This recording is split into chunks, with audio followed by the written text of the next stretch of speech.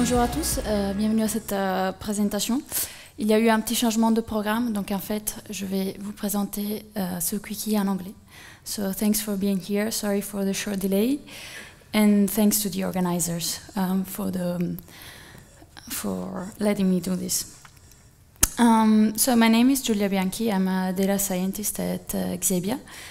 We were recently bought by Publicis Sapient, so we are soon going to be known as Publicis Sapient Engineering, but it's still Xebia behind it. As of today, I'm gonna first introduce you to privacy leaks. This is in deep learning, and then I'm gonna talk to you about differential privacy and how it can help with the problem that I showed before. And then at last, I'm gonna talk about TensorFlow privacy. You may have guessed by now that we are gonna talk about privacy. Let's take a look at this first example. This is a published paper in which the authors designed an attack to a trained model, a model that was trained to do facial recognition. And when they attacked the model, they were able to reconstruct the image of people that gave their image to train this model. So what you can see here is that on the left you have the reconstructed image, and on the right the original image that was in the training data. And you can recognize the guy actually. Now this is a second example. These are models like sequence generative models, neural networks. Those are the ones used for autocompletion, for example, like to generate text. The authors of this paper, what they did is that they hid some secret information into the training data set, and they were able to retrieve this secret information, like a credit card number, that was used to train the model, and they were able to retrieve this sensible information that were leaked at prediction time. So this is something that you really don't want to happen, and this happens because in neural networks sometimes you can have unintended memorization, which means that some information is learned by heart in the network, and if you have access to the trained model, then you can find a way to retrieve this information. And this is something that can be dangerous. And this is where differential privacy comes in. Differential privacy aims at learning something useful about a population without learning anything about the individuals that are into the population. So the idea is that you want to keep the information in the training data private. Most importantly, when you have an algorithm that is differentially private, if you take a look at the output of this algorithm, you cannot tell whether or not an individual was used in the training data to produce this output. I'm gonna formalize this concept a little bit more. So the idea is that we have two databases that are the same, but for one entry, right? So all the information in database X is the same that you have in database Y, but in database Y you have one more individual. So that's the only difference between the two databases. And then you have an analyst or whoever that performs an analysis on these two databases and uses a process, an algorithm that we're gonna call M, and it performs the analysis on both databases separately. But the algorithm is the same. And then you want to compare the outputs of M when it's computed on X and the output of M when it's computed on Y. And if the two results are close enough, then you can say that this one individual that made the difference between the two databases is not relevant to the whole process. Like you want algorithm M didn't learn anything about this one single individual. And this is the goal that we want to achieve with differential privacy, which has a very precise mathematical definition. So I want you to stay with me with the next slides. I'm going to walk you through this definition step by step. So yes, differential privacy provides privacy by process and introduces randomness to this process. This is the way it works. Okay, so now let's take again the two databases that we talked about before. These are X and Y that are the same but for one entry. This is what it is, only that. And they have an input set where they come from, and they are adjacent databases. Then you take a randomized algorithm, which has for input set the same set where X and Y are taken, and there's an output set. An output set in which we can find the subset S that is a generic output, all right?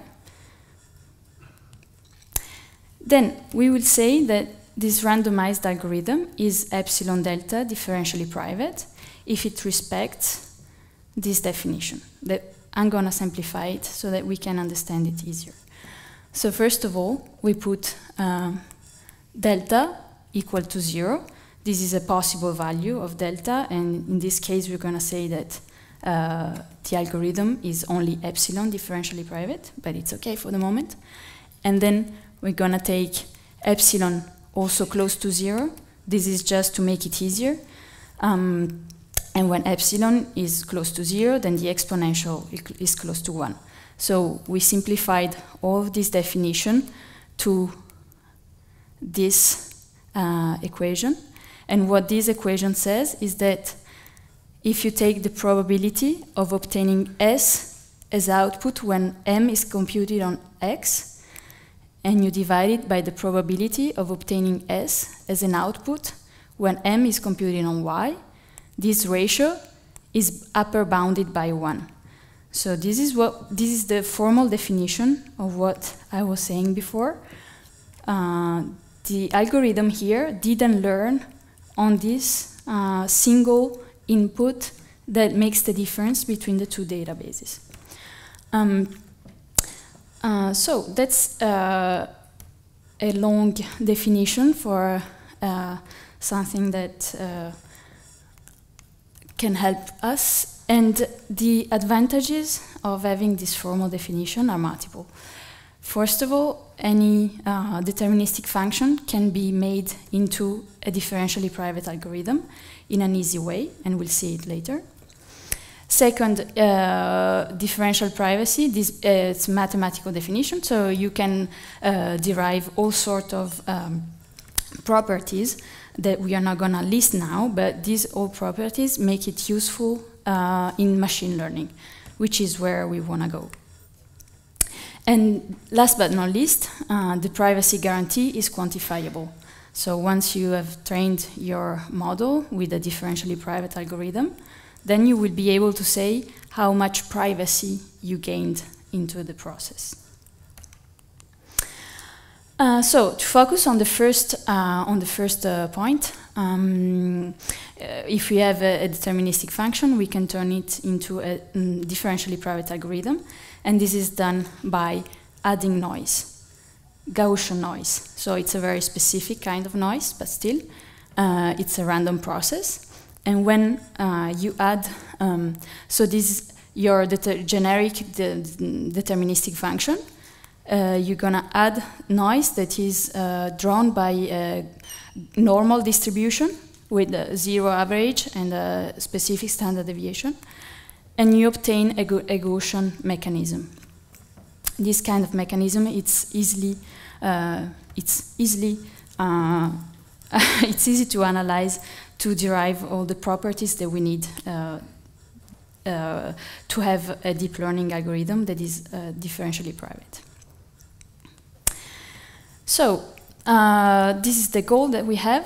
We want to have an algorithm that is differentially private, an algorithm that learns on data. So in deep learning, this is done by training a deep learning network, so by differentiating a function and iterating on the stochastic gradient descent. So what you do is that at each iteration, there are two steps that are needed: to clip the gradient first and to add noise.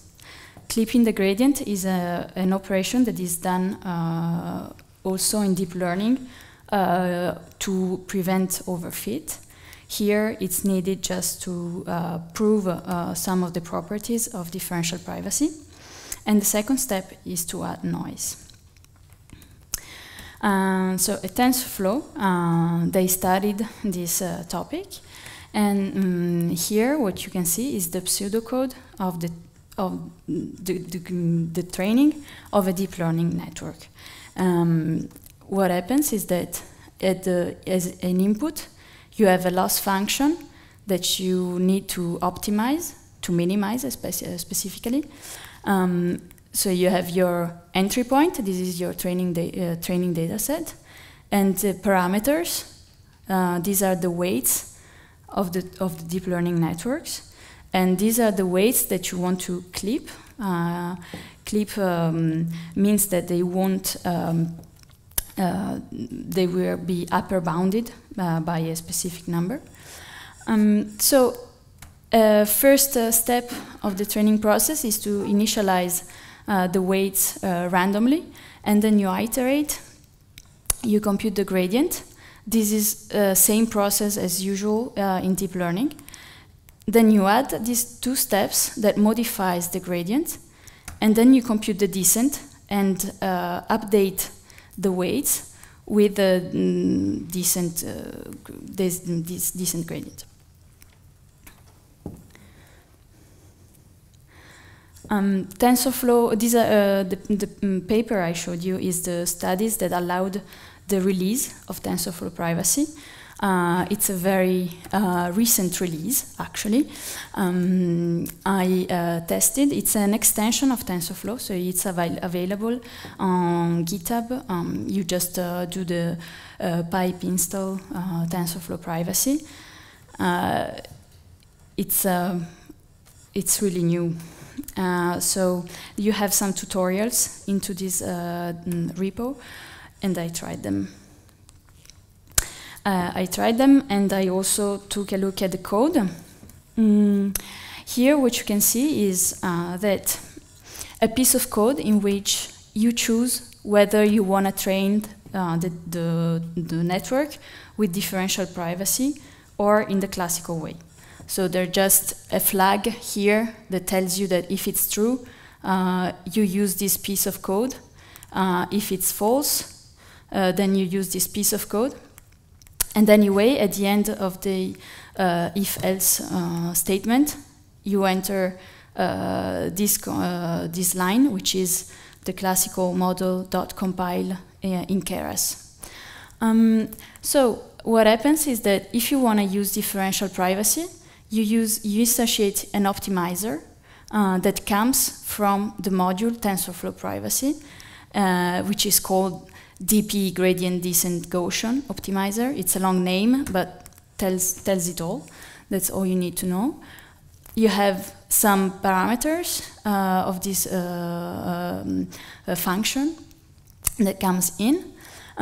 These three are the new ones compared to the classical optimizer that you would instantiate normally without differential privacy. So yeah, that's the big difference. A lot of mathematical theory, but in practice, it comes to choosing the optimizer that you prefer, whether you wanna prevent privacy leaks or not from your data set. So you have the signature here of this optimizer comes from privacy, etc., and you have three differentially private optimizers that have been coded already. If you don't want differential privacy, you take your optimizer from TensorFlow.optimizers. Okay, so I said before that the privacy guarantee was quantifiable. At the end of the training process, you obtain a trained model, and you can compute epsilon and delta, the same epsilon and delta that were in the definition of differential privacy. Now, epsilon bounds the distance, basically, between the two outputs that you can obtain when you compute the algorithm on the two different adjacent databases. And delta gives you an idea of a probability of when privacy doesn't hold. So you want this number to be very, very low. TensorFlow privacy has a module which is called analysis that allows you to compute these two numbers once the training process is over. Okay, so there are 3 takeaways that I want you to take with you at home tonight. First of all, that privacy leaks in deep learning happens, and the reason why they happen is that the network learns unintendedly very precise details on the training data that were used. Differential privacy is the mathematical tools that allows you to formalize the concept of we want to keep individual information private, all right? And then last, TensorFlow privacy implements differential privacy by making the stochastic gradient descent differentially private. And it implements these 3 modules that are now available. I guess it's gonna grow, and that will be all for me. I hope I didn't scare you. If you have questions, I'm here, and the slides are on my speaker deck page. Thanks, Julia.